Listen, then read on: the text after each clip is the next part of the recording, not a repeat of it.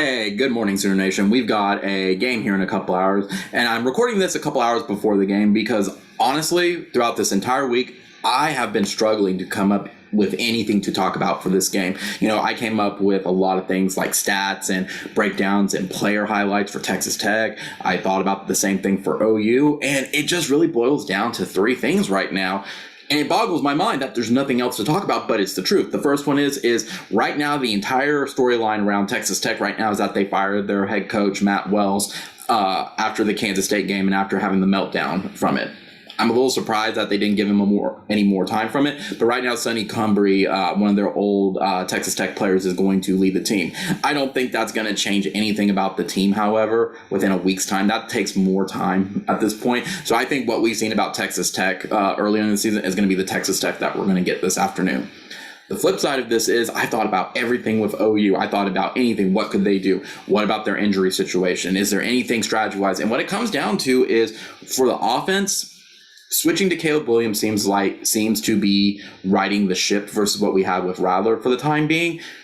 But if teams are going to sit on the ball, make drives 9-10 minutes, and only give OU maybe 5 or 6 times to make it into the end zone and making it a must to get points every single time they march down the field, OU's got to take control of that tempo. They got to change what they've been doing the entire season. Instead of letting the other team dictate what the defense does, our offense needs to dictate the time of possession at this point and not play from behind. I think that's going to be our biggest struggle, has been our biggest struggle this season, is we've always seemed to be playing from behind until about the second half.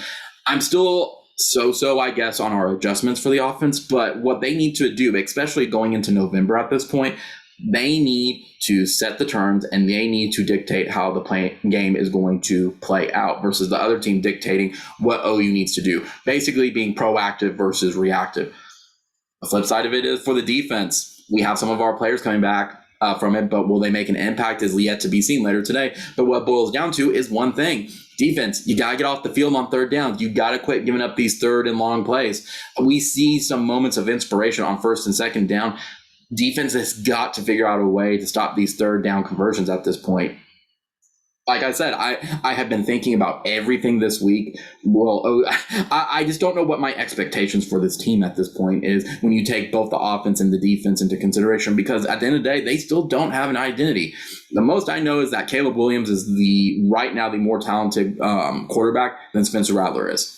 That's kind of it. I think that's the big problem right now. So I don't know what to expect from this team. Every time I thought they were going to blow out a team, they definitely did not cover. When I thought they were going to struggle, they took care of business rather consistently. Last week, to me, against Kansas was a definite red flag. And yet here we are, guys, at 8-0 and possibly going 9-0 for the first time since 2004 for us.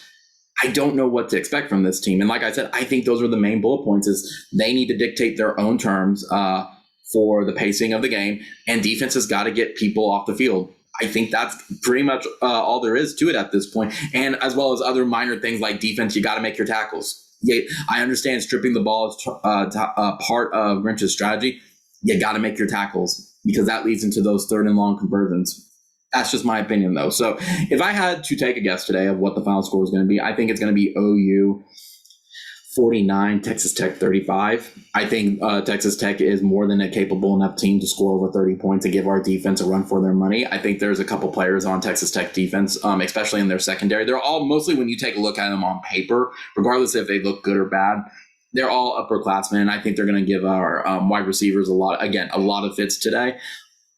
And yeah, that's kind of it. I don't think OU is going to cover. I think Texas Tech is going to cover. Oh, I got one more. For the offense, not just dictating, Lincoln, run the ball. Run the ball. Stop trying to get cute with plays. Run the ball. I know I bounced around a little bit right there, but that was something that was very important to me. So run the ball, set the terms of marching down the field and dictating the pace of the game for the offense. Defense, definitely make your tackles, get people off the field on third down. Don't let them convert. Don't let them convert fourth downs. We're probably one of the worst teams in the nation for that. Let's see if we can fix that at this point. So, like I said, I think OU is going to win 40. I think I said 49-35. I think that's going to be the case. Texas Tech is going to cover for that. And I think it's just going to be a high point game. I think it's going to still be one of those games, even if OU dictates the pace of the game. They're still going to take this game into the fourth quarter. That's just how this team is at this point. So we'll see on it. Let's see if we can go 9-0 for the first time since 2004. I'm sorry, guys, again, that I don't have too much to talk about with this game. It's a very low-key game. I'm hoping Texas Tech doesn't get its superpowers that they usually get around Halloween at this point, and we have a drama-free game versus last weekend against Kansas, and more something like we had against TCU. So, Boomer Sooner, there's only one Oklahoma, and let's go beat Texas Tech.